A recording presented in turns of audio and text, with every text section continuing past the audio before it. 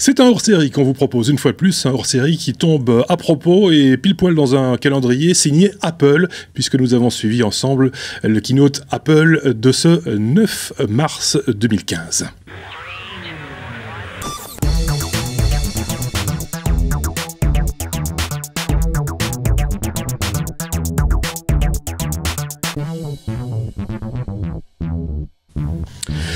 Et pour suivre cette présentation qui était annoncée déjà depuis une dizaine de jours maintenant, on a de ce côté-ci nos amis Marc et David. Salut tous les deux. Salut. Et puis également Sébastien dans son coin. Tous les quatre même, nous avons suivi cette présentation avec, on va dire, on va commencer avec la bonne nouvelle de la soirée. On fait ça à chaud, hein. On refait un peu le keynote après coup. La bonne nouvelle de la soirée, c'est quoi? C'est l'Apple TV à 69 $. C'est ça, David? Oui. Enfin, en tout cas, moi, c'est ce qui m'a le plus frappé. Parce Merci, que au revoir. Mais non, parce que c'est un produit qui est connu et que j'ai trouvé un poil cher quand il était positionné à 99. Et donc, le voir passer à 69, voilà, pour ceux que ça intéressait, qui hésitaient, voilà, c'est un chouette petit produit quand on reste dans l'univers Apple. Ensuite est venue directement les présentations de cette tendance, on va dire, dont on avait déjà parlé précédemment, cette tendance à aller sur le terrain du médical, du bien-être. Qui peut en parler? Qui peut parler de cette nuée d'applications qui viennent dans l'onglet, enfin dans la case santé? Marc, peut-être? Non, ça c'est Sébastien. Non, pas vraiment. Pas vraiment, mais c'est pas vraiment quelque chose qui m'intéresse. Mais bon, effectivement, oui, Apple confirme le fait qu'il rentre dans le secteur médical. Après HealthKit qui avait été présenté plus ou moins in extenso en même temps que iOS 8, c'est maintenant ResearchKit qui débarque et qui est en fait une sorte de framework open source qui va permettre aux développeurs d'applications médicales, donc le truc est vraiment à destination des spécialistes de la santé, de développer donc des applications qui permettront de remonter des données qui permettront, elles, peut-être, de diagnostiquer telle ou telle pathologie et de faire toute une étude qui mènera à pouvoir avertir telle ou telle personne si elle présente tel ou tel signe. Enfin voilà, ça reste encore flou pour l'instant, mais le but effectivement est de remonter le plus de données possible jusqu'aux spécialistes de la santé. Ça va servir à alimenter le big data médical. Voilà, principalement. Ouais. On parle déjà d'applications qui vont permettre de vérifier si une personne présente des signes avant-coureurs de la maladie d'Alzheimer, du diabète, etc. Donc effectivement, on voit que c'est un traitement prophylactique. Les maladies cardiaques, etc. Il y a cinq grandes familles de maladies, entre guillemets, qui sont reprises. Il faut signaler, et c'était ça un petit peu l'effet d'annonce aussi, c'est que ces applications sont en open source. Ça, c'est quand même important de le signaler.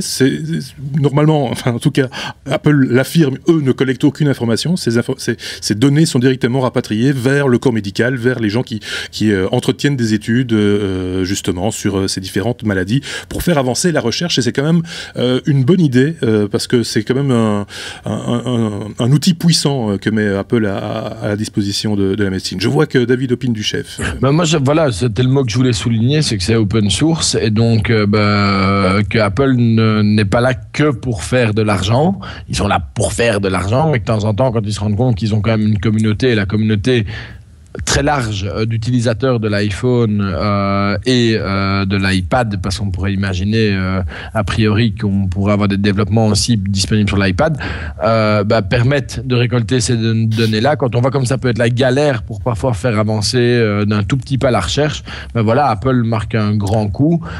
Moi, je trouve ça plutôt une bonne nouvelle. Ils n'étaient pas obligés de le faire. Non, ils ne s'étaient pas obligés, mais en même temps, on verra qu'il y a aussi des applications qui vont toucher la Watch, la fameuse montre connectée, que donc forcément, il y a un positionnement de produit aussi derrière. Il y a ça. Il ne faut pas l'oublier quand même. Hein. Je n'ai pas dit qu'ils le faisaient gratuitement. Non. J'ai dit que le principe de l'open source était intéressant et il n'y a pas d'objectif de revente de données qui est derrière. On est bien d'accord. Il y a effectivement continuer à grandir de sa communauté en surfant sur cette vague un petit peu santé qu'on voit apparaître partout, parce qu'il n'y a pas que Apple qui le fait. Apple a décidé d'être partie prenante là-dedans, et pour moi, le fait de signer l'open source est plutôt très positif, quoi. Je voyais Sébastien sourire dans son coin. Oui, parce que vous m'ôtez les mots de la bouche sur le fait que voilà, ils créent leur écosystème, quoi. Donc ils travaillent pour eux, donc c'est assez normal. D'un autre côté, que ce soit relativement ouvert, puis enfin normal. Voilà. Ça va sans dire. C'est fait pour vendre, donc c'est parfait. Oui, tout à fait. Pour eux. Oui. Par contre, au niveau développeur, ce qui est intéressant dans le Health Kit, c'est que voilà, ça donne accès évidemment à tous les capteurs classiques, donc accéléromètre, micro, gyroscope, machin, dans un but de santé. Donc voilà, jusque-là, ça n'apporte rien d'un point de vue technique. Ce qui est intéressant par contre quand même, c'est que ceux qui développent avec ce kit peuvent échanger des données entre applications. C'est-à-dire que pour le moment, quand tu installes une application sur un iPhone, un iPad ou un e-bidule, ton application est cantonnée à son répertoire et tu peux mourir pour échanger des applications. Donc ici maintenant, il va y avoir une possibilité pour toutes les applications santé de pouvoir partager des infos en disant ok, d'un autre côté, tu as dit que tu étais diabétique et ici maintenant, tu es en train de courir comme un malade, n'oublie pas de prendre du sucre. Donc pouvoir croiser les données entre les différentes applications. C'est ça. Donc c'est là-dessus qu'ils vont miser, sur un système central pour pouvoir effectivement permettre à partager. C'est pas les seuls à avoir fait ça par le passé. Google avait essayé. Ça n'a pas très bien fonctionné. Peut-être qu'ici, leur kit aura une meilleure chance de survie. On espère en tout cas que ça va aller dans le bon sens, parce que c'est une bonne idée, et puis ils ont une puissance de feu quand même assez intéressante sur le plan de la santé. Ça peut avoir un impact également. Précisons tout de suite que ces différentes applications, en tout cas c'est ce qu'on a compris, ne font pas de diagnostic à la Docissimo, soyons clairs. Ça transmet des informations, ça vous met en alerte pour vous dire peut-être consulter votre médecin parce que votre cœur bat un petit peu trop vite, votre tension est un petit peu élevée, mais au-delà de ça, ça va pas vous conseiller un médicament quelconque ou quoi que ce soit, soyons clairs. Ça, je vois le doigt de Marc qui se lève. Oui, parce que moi, il y a quelque chose quand même qui me pose question. Alors, je ne l'ai pas entendu parce que j'avoue, je n'ai pas suivi la keynote en direct, mais il y a pas mal de rumeurs qui faisaient état récemment du fait que la première version de l'Apple Watch, dont on va parler bientôt, sort en fait sans toute une batterie de capteurs. Parce que, justement, ils ont des soucis de production, ils n'ont pas une fiabilité suffisante que pour assurer que les modèles de production auront le résultat escompté. Et donc, si l'Apple Watch s'inscrit dans cet écosystème et dans ce projet plus vaste de pouvoir être un moniteur de santé qui va remonter les données via ResearchKit, etc., c'est un peu un coup dans l'eau. Donc, vu que la Watch, pour l'instant, elle ne s'est rien remontée du tout, vu qu'elle ne s'est rien captée du tout. Bon, on en parlera après, mais elle capte la même chose qu'une montre Android. Elle capte des trucs déjà. Elle capte déjà les pulsations, ça, ils en ont fait la démonstration. Enfin, on y reviendra. On va pas revenir dessus. Enfin, en tout cas, en gros, ce qu'on disait, c'est que cet aspect médical s'inscrit complètement aussi dans cette logique de mettre sur le marché une montre connectée, etc., etc. Donc voilà, cette histoire-là tient en tout cas la route. Page suivante, la seconde page entre guillemets de cette keynote, c'est un nouveau MacBook. Qui peut en parler? Qui peut dire quelques mots? Je pense que David s'est intéressé de près à la bébête. Oui, parce que je reste un fan d'Apple et plutôt de leur gamme informatique que sur le téléphone, puisque là j'ai décidé de changer de crèmerie. Un nouvel ordinateur, un nouveau design encore plus fin que le MacBook Air, avec des possibilités au niveau puissance qui sont un petit peu limitées, très jolies, parce que disponible en 3 couleurs comme l'iPhone.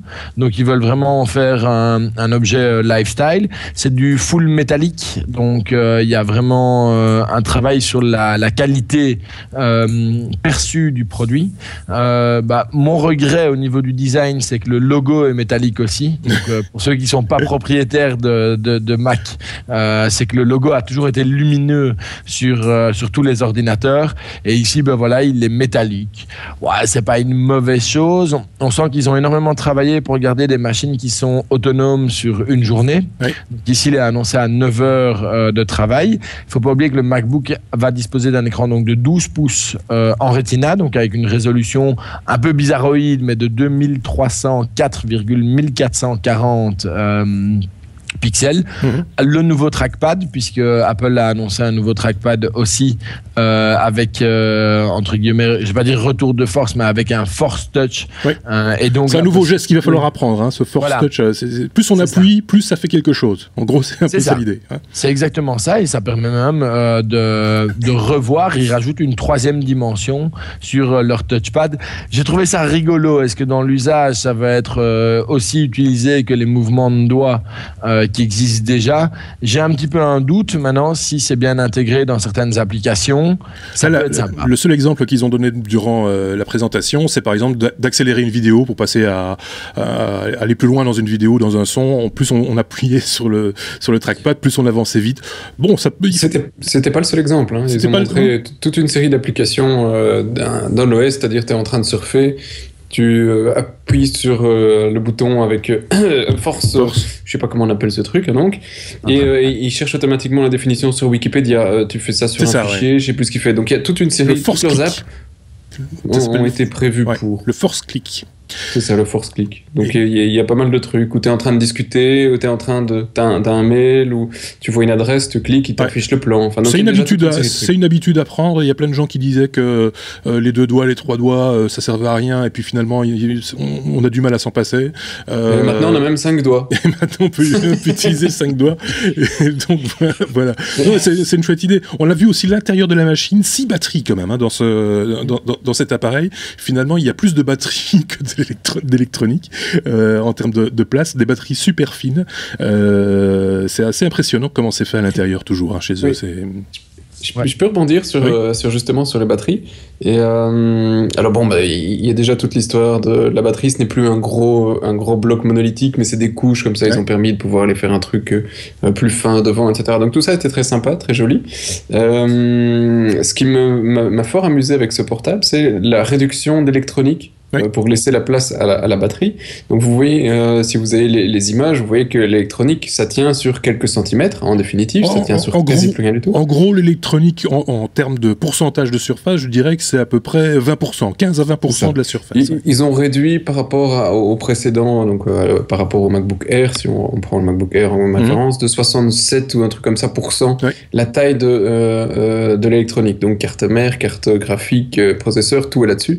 Et c'est le premier MacBook qui font passif, donc il n'y a plus un seul ventilo, il n'y a plus rien. Donc ça c'est sympa pour un portable, c'est appréciable. Après il faut voir si ça tiendra le coup au niveau des composants avec une utilisation intensive, parce que passif, mais je suppose qu'ils ont eu suffisamment de tests. Mais ce qui m'amuse là-dedans, c'est que quand j'ai vu ce portable, et quand j'ai vu la taille de ce truc, et après leur vidéo où ils montrent des personnes avec leur iPhone connecté pour envoyer des vidéos, je me dis, mince, ça me rappelle quelque chose que Motorola a essayé de faire il y a 2 ou 3 ans, et ça s'appelait Latrix. Je ne sais pas si Marc se souvient peut-être, et je le vois en train d'apiner la tête. On en avait parlé dans une autre vie. Oui. C'était un truc que je trouvais assez génial, et je pense, peut-être que je suis un peu trop dans la science-fiction là-dessus, que c'est quelque chose dans lequel on va se retrouver dans les prochaines années. Parce que pour moi, quand je vois leur portable ici, j'ai juste l'impression que c'est une grosse boîte avec beaucoup de batterie, un bel écran, un beau clavier, un beau touchpad, et le reste c'est que dalle. Hein, c'est juste un truc avec un processeur qui a 1.2 GHz, ok, tout ça. Mais tout ça, tu l'as dans ton téléphone. Oui. Tout ça, tu l'as aujourd'hui dans ton téléphone, comme Motorola avait essayé de le faire avec la Trix, et que tu mettais... C'est pas le seul, hein. Il me semble, Asus n'avait pas aussi un appareil un peu similaire. Il est encore au catalogue. Il est toujours au catalogue. Hein. En tablette, hein, pas en ordinateur portable, mais en tablette. Ouais, c'est ça, hybride tablette plus ce téléphone portable, et on se demandait tous comment on pouvait utiliser cet appareil, parce que vous utilisez en tant que tablette, votre téléphone sonne, qu'est-ce que vous faites? Enfin, voilà, c'est plein de questions. Donc, t'as assez de puissance dans ton téléphone aujourd'hui que pour trop afficher ce que tu as besoin sur ton 12 pouces. Tu as assez dans ton iPhone 6, tu auras assez dans un Android pour le faire. Donc si tu tires un peu la ligne dans les prochaines années, je me dis que bon, ça m'embête d'avoir mes données dans mon GSM qui doivent se synchroniser avec mon portable, qui doivent se synchroniser avec un autre truc. Ok, bah autant que tout soit dans mon téléphone, synchronisé avec un cloud, et que je puisse avoir directement utilisé ça dans mon téléphone. Ça rejoint complètement ce qu'on disait déjà dans un numéro précédent concernant les mini PC qui ont déjà été testés. C'est que cette informatique prend de moins en moins de place et on la met en poche. Tout ce qu'on a besoin finalement, c'est quoi? C'est un écran, un clavier. C'est ce qui prend le plus de place. Et donc finalement, est-ce que l'ordinateur lui-même, ça va pas être, le smartphone peut-être que l'on a dans la poche, et puis il y aura des choses qui seront plus statiques comme l'écran, elles sont là déjà, c'est la télévision, le clavier, il suffit d'en rajouter un, qui elle serait à domicile, à demeure entre guillemets. Sorry, je vois que David a aussi encore envie de dire un truc, mais il y a quelques années, on avait prédit la disparition des desktops, et quand j'avais entendu ça à l'époque, je me dis mais ces mecs, je sais pas ce qu'ils ont fumé, mais c'est juste le contraire en fait. Et en fait non, et quand tu penses, effectivement, les desktops ont plutôt l'air de disparaître au format de trucs mobiles qui vont te permettre de faire ton desktop, mais à partir de ton device mobile. Donc, est-ce que ton desktop Windows aujourd'hui a encore 20 ans devant lui? C'est à voir, parce qu'il y a aussi une autre évolution, et je voudrais qu'on embraye directement avec ça, parce que sinon on va prendre beaucoup de temps, et c'est quand même important, de la connectique également, Seb, puisque là aussi il y a évolution de ce côté-là. Ici on est sur un nouveau connecteur en fait, avec cet appareil. Oui, alors mon brave collègue de l'autre côté, quelque part, en sait beaucoup plus que moi là-dessus, mais on est sur de l'USB-C, c'est ça c'est ça, Marc. USB-C. Voilà. USB-C, c'est un standard, en fait, c'est un standard qui a été défini, qui a été introduit, si ma mémoire est bonne, en août 2014 par le USB Promoter Group, et qui est en fait, réversible. Donc effectivement, enfin, on a une prise USB qu'on peut taper dans le connecteur sans se préoccuper du sens dans lequel est mis. Ça véhicule du data, heureusement, en intégrant la norme USB 3.1, donc ça veut dire qu'en débit data, ça monte à du 10 gigabits, et ça véhicule également de l'alimentation, et là c'est plus étonnant parce que ça peut monter à du 100 watts. 100 watts, c'est quand même beaucoup. 100 watts sur 20 volts. Oui, sur 20 volts. Oui. Et alors, donc c'est largement suffisant normalement pour alimenter un laptop qui n'a pas trop de besoin. 5 ampères.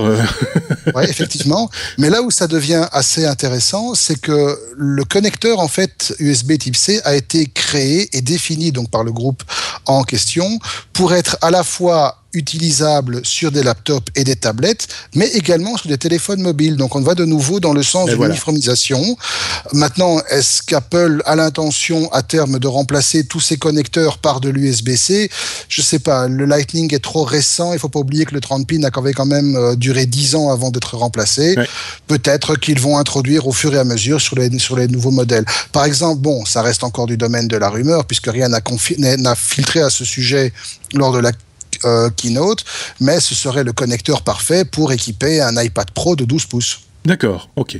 Ne les confondez pas, ces connecteurs, avec justement le Lightning. C'est vrai qu'ils ressemblent un petit peu, hein. Ils ont à peu près la même taille, mais c'est pas du tout... D'ailleurs, je pense qu'il n'y a pas moyen de se tromper physiquement. Si, en forçant, quoi. En forçant, faire rentrer n'importe quoi dans n'importe quoi. Enfin, par contre, si j'ai bien compris, ça leur sert aussi d'alim maintenant. Ah oui, absolument. Donc, quand ton alim est branché, t'as plus rien.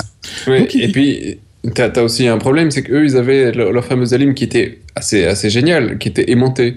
Ici, ils n'ont plus le truc, vu que tu dois absolument l'entrer, le connecteur. Donc, ils perdent cet avantage qu'ils avaient sur les autres marques. Je trouve assez sympathique. Oui, s'ils changent, ça c'est vrai que c'est un petit peu, parce que c'est le connecteur aimanté, alors là, ça c'est une véritable invention.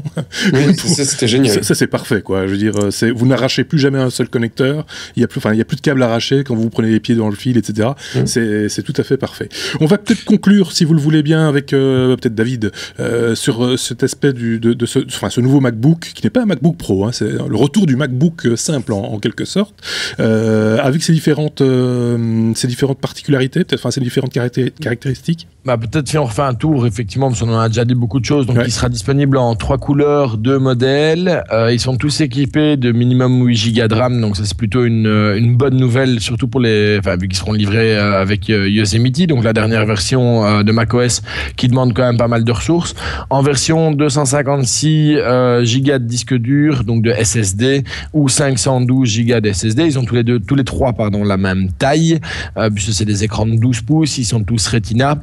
Ils sont annoncés avec une autonomie de 9 heures au niveau de la batterie, et comme on vient de conclure, il n'y a qu'un seul port. Donc moi, mon seul vrai gros reproche, si la puissance vous convient, c'est effectivement ce côté connectivité, surtout que Apple n'a pas annoncé une station d'accueil, par exemple, où on aurait pu avoir tout qui reste branché sur le bureau, et en un seul câble, on rebranchait tous les périphériques et l'alimentation. Je pense qu'on va pouvoir compter sur les fabricants de périphériques tels Belkin et autres. C'est un standard, l'USB-C, on pourrait tout à fait imaginer qu'Apple n'a pas voulu lui-même rentrer là-dedans, mais je pense que Belkin, qui s'est quand même un petit peu spécialisé dans les stations d'accueil en Thunderbolt, devrait prendre la balle au bon et répondre à cette demande-là. Parce que ça fait tout passer, hein. Ça fait passer l'équivalent du HDMI pour l'image, le VGA. Je vois Sébastien qui lève le doigt, oui. Oui, alors il faut absolument demander à Marc comment ça fonctionne bien, ce truc de docking sur un seul câble. Oui, non, ce qu'il faut savoir aussi, c'est qu'ici, ça foire parce que le firmware est perfectible, mais effectivement, le Thunderbolt ou le DisplayPort comparé à l'HDMI, voilà, je suis pas encore convaincu, quoi. Au niveau de l'image, tu veux dire la qualité de l'image? Non, au niveau que Seb a été témoin, que 2 fois sur 3, lorsqu'on reconnecte le laptop au moniteur ou au dock, on peut tout rebooter, quoi. Ah oui, d'accord. C'est une instabilité, c'est une catastrophe. D'accord, ok. Alors espérons que Apple a des drivers un peu plus stables, mais je peux déjà vous dire que Lenovo, évitez. D'accord. On passe peut-être au troisième grand chapitre de cette présentation, et on va aller assez vite, hein. Je pense que sur ce chapitre-là, il y a moins de choses à quelque part à dire, même si on l'a déjà un peu évoqué. La fameuse montre, qui peut en parler, qui a des idées là-dessus, qui a... Voilà, j'en vois un qui lève la main, c'est le premier venu, Sébastien. Ouais, alors moi j'ai des trucs à dire, c'est que la présentation, si vous reprenez notre dernier numéro Apple spécial sur la Watch, en fait on a plus ou moins la même chose à dire, parce que les gars ont fait la même vidéo, la même démo, et à quelques petites modifications près. Alors il y a une petite fonctionnalité que j'ai appréciée que n'a pas par exemple les montres Android, parce que tout est évidemment une révolution, sans vouloir me moquer de la pomme, mais il y a quand même pas mal de choses qui existaient sur Android avant. C'est que la montre permet par exemple de se connecter à ton téléphone, mais pas seulement en Bluetooth, également en Wi-Fi. Ça veut dire que leur petite montre, elle embarque un récepteur Wi-Fi, ce que ne font pas les montres Android aujourd'hui, et donc quand tu es trop loin de ton téléphone, tu le perds dans ta maison. Et c'est vrai qu'à la maison, j'ai plutôt tendance à déposer mon téléphone quelque part et à me promener. La montre, je la dépose rarement, vu que je garde mon bras sur moi. C'est bizarre. Et c'est bizarre, hein. Et donc là, je trouve que c'est une petite... ça, c'est un petit truc qui manque, qui était vraiment bien vu. Comme quoi, c'est toujours un peu la même chose. C'est dans les détails qui font la différence. Ce petit détail, pour moi, est vraiment pas mal. Et au niveau des notifications, c'est pareil. Les notifications sur Android, ça existe depuis longtemps. Par contre, les notifications montrées ici sont beaucoup plus riches. On peut les configurer, même, je pense. On peut décider de ce qu'on veut notifier sur la montre. Ce que tu peux faire aussi sur Android. Hein, donc, de la même manière qu'ils ont fait toute une démo sur la manière dont tu pourrais... tu peux configurer ta montre, hein, pour l'accueil, comment tu veux voir tes petites aiguilles tourner, etc. Il y a plein d'applications qui existent pour Android sur ça, etc. Donc, et les notifications, tu choisis ce que tu veux ou pas sur Android, c'est vraiment assez bien fait, mais elles sont moins riches. Hein. Je veux dire que quand tu reçois un mail sur Android aujourd'hui, ça te donne, c'est pas sexy, les images, tu peux courir, etc. Donc non, ils ont fait des efforts graphiques, comme à leur habitude, qui sont quand même bien au-dessus de ce qu'on a aujourd'hui dans les premières versions Android. Faut avouer que c'est top. À propos de courir, ils ont prêté la montre à une ex-top modèle qui a encore beaucoup de charme d'ailleurs, pour aller faire un semi-marathon avec la montre, parce qu'on en parlait en début de ce numéro hors série, le côté santé remonte à la surface avec des outils permettant par exemple de contrôler ses efforts, etc. Comme les fameux bracelets qu'on connaît tous, il en existe quelques-uns maintenant sur les Fitbit et compagnie. Les Fitbit et autres. Ça, c'est pas mal aussi quand même. Hein. La manière dont les applications sont créées, c'est plutôt, en tout cas, intéressant. Non. Oui, et il y a pas mal d'apps. J'ai eu l'impression d'avoir, comme la dernière fois, une succession de publicités pour les hôtels de telle chaîne, pour les... etc. Oui. Donc le product placement, je trouve que c'est formidable comme ils le font, mais leurs applications sont sympas. Donc, voilà. Ce qui nous permet quand même de signaler que quand vous faites une présentation en public aux États-Unis et que Mickey se montre, automatiquement les gens applaudissent. Ah oui, là et pourtant le truc est moche. Hein. Le Mickey il est moche. C'est super moche, mais en même temps ça ressemble très fort à la vieille pendule Mickey de notre enfance. Donc ça revient à quelque chose. Enfin, c'est une petite Madeleine de Proust, on va dire. David avait un truc à rajouter, peut-être, non? Oui, peut-être un petit peu. Parce que Seb disait qu'on tout était pratiquement connu. Oui, il y a personne qui a soulevé le fait que 2 tailles d'écran étaient proposées. Non. On l'avait dit. C'était pas prévu. Qu'on repart de nouveau dans. Si, un peu quand même. Ça fait quelques semaines que ça a fuité. Ça fait quelques semaines qu'on savait. Ça fuite. Ok, mais donc ça fuite. C'est pas officiel. Sauf que chez Apple, maintenant, on sait que les leaks qui sortent avant une keynote sont des faits. Oui. Dans 99% des cas, ce sont des faits. C'est pas faux. Hein.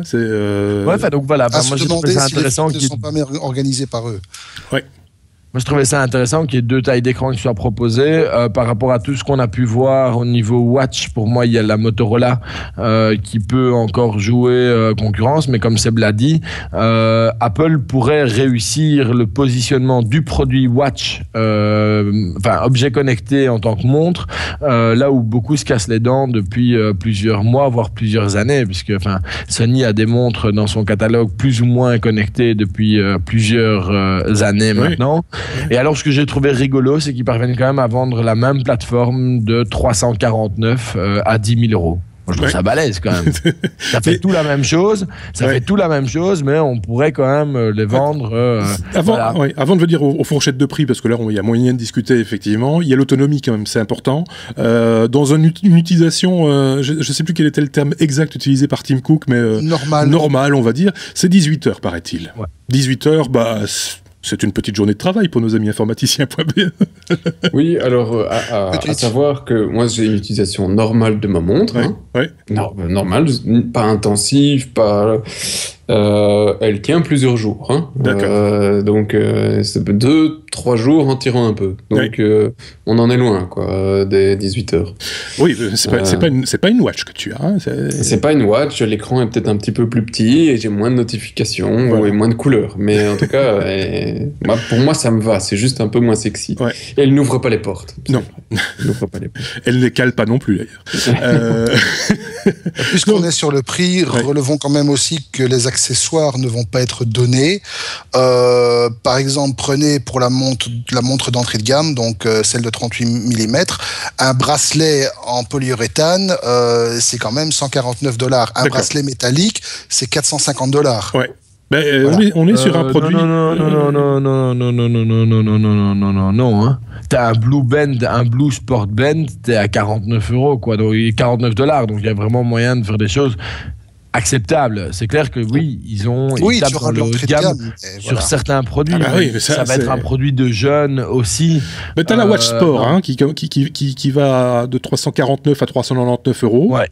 Ça c'est l'entrée de gamme, on va dire. Et puis alors la Watch.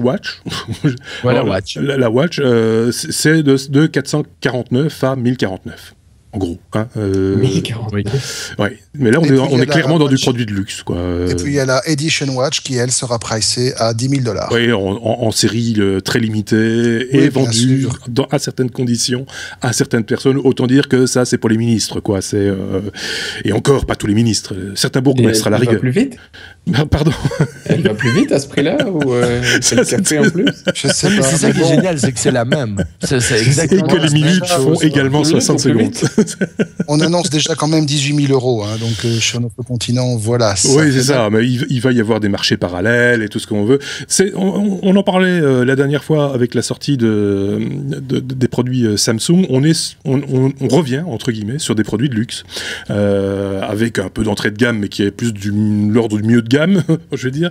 Et puis du haut de gamme et ici du très haut de gamme aussi, parce que pour les montres, il faut reconnaître qu'il y a des gens qui sont prêts à mettre des sommes pareilles et même bien plus. hein. Il faut reconnaître. Il va falloir que Jacques Séguéla revienne un peu sur sa déclaration. Maintenant, ce sera s'il y a 50 ans, t'as pas une Apple Watch, t'as raté ta vie. Oui, c'est peut-être ça aussi. Il faudra le replacer.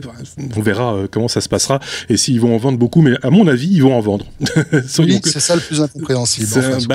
C'est comme ça. C'est pareil pour les bagnoles. C'est pareil. On va pas refaire le monde non plus. Hein. Oui. Incompréhensible. Je vois pas en quoi c'est incompréhensible. C'est de la même manière qu'on a un peu bâché le Galaxy S6. Le Galaxy S6 est un très bon téléphone et les suites les derniers jours étaient assez corrects dans la presse. Ici, c'est pareil. C'est un très bon produit. Probablement que c'est leur premier, donc il y aura peut-être 2-3 trucs à améliorer pour les prochaines releases. J'ai quand même un truc que moi je suis super content en tant qu'utilisateur Android de voir une iWatch débarquer, une Apple Watch, tout ce qu'on veut. C'est qu'on va avoir enfin une concurrence sur ce marché qui aujourd'hui est vraiment très limité à Android et que Android, pourquoi se battre sur un marché qui domine parce qu'il n'y en a pas d'autres. Ok, il y a des Pebble, il y a quelques trucs, mais globalement c'est lui qui domine. Petite parenthèse, il y a l'équipe Pebble qui a tweeté une photo de l'équipe qui était devant un écran géant dans leur bureau. Ils sont tout de suite 10 dans l'équipe et ils regardaient la keynote et ils ont tweeté c'était de bon ton, j'ai trouvé, c'était sympa. Oui, et donc maintenant on va avoir une bataille au niveau des interfaces pour avoir quelque chose de convivial, pour avoir des applications. Il va y avoir enfin des éditeurs qui avaient pas envie de se casser le cul sur, si je peux dire, sur des produits mobiles, sur des montres, parce qu'il y avait que des trucs Android et que c'était encore un peu confiné. Apple va y mettre le paquet et on peut espérer du coup avoir des applications qui dépotent des nouveaux trucs, quoi. Ouais. L'application qu'ils avaient déjà fait une démo à l'époque où tu dessines sur ta montre et que l'autre le voit. Ok, ça paraît kitsch. C'est une application qui a toujours pas aujourd'hui d'équivalent qui tourne correctement sur une montre Android. Donc voilà, moi je suis content pour les écosystèmes d'avoir la concurrence qui arrive enfin sur le marché. En tant qu'utilisateur Android, merci Apple. Voilà, exactement. Et on va peut-être clôturer avec cette information que je qualifierais capitale. Je pense que Marc sera d'accord avec moi. Il y a quand même une 4e info qui a filtré. Ce sont les nouvelles tables des Apple Store. On voit enfin quelles sont les nouvelles tables des Apple Store. C'est un truc qui est ressorti un petit peu partout parce que tout le monde va dans le détail avec Apple. Hein. C'est le moindre bitonio qui traîne. C'est voilà. Donc il y aura donc de nouvelles tables dans les Apple Store prochainement. Je pense que tout le monde est content. David, peut-être un truc à rajouter pour conclure ou non, pas la meilleure. Enfin oui, juste en conclusion, je dirais certainement pas le meilleur keynote de Apple. Et malheureusement parce qu'il lance un nouveau produit, donc voilà. Je serais tenté de dire. Je peux me permettre de te couper, mais je trouve que Tim Cook se débrouille de mieux en mieux. S'il faut dire un truc positif sur cette présentation, il se démerde mieux, quoi. Moi, je l'ai jamais trouvé mauvais en présentation, si ce n'est le premier keynote qu'il a dû faire. Pour tout le reste, voilà, c'est un vrai PDG. Il y va et il est dans la même veine. Aujourd'hui, clairement, il a pour moi le même talent que ce que Steve Jobs pouvait proposer avant, quoi. J'en vois deux là qui font la moue, ils sont pas d'accord. Si, c'est mauvais jeu de mots, écoute David. Très mauvais jeu de mots, David. J'ai pas relevé, moi. Non. Mais bon, Steve Jobs restera toujours Steve Jobs. Ce type est un showman. Oui, bien sûr. Et puis voilà. Et alors, et dernière parenthèse peut-être, si Jonathan Ive veut faire un autre métier, par exemple voix off pour des pubs, il peut se lancer tout de suite parce qu'il était parfait. Il n'était pas sur scène, mais c'est lui qui faisait les commentaires sur les vidéos. Et ce type a une voix extraordinaire. Enfin, c'est un avis tout à fait personnel. Voilà, je pense qu'on a fait le tour. C'est un gros hors-série qu'on vous a proposé en ce début de semaine. Prochain numéro, ce sera la semaine prochaine. Enfin, pas la semaine prochaine, non, justement, fin de la semaine. On fera ça ensemble, Seb. On fera un petit numéro. Hein, en amoureux. En amoureux, on équilibrera un petit peu. Merci à tous les trois. À très bientôt. Au revoir.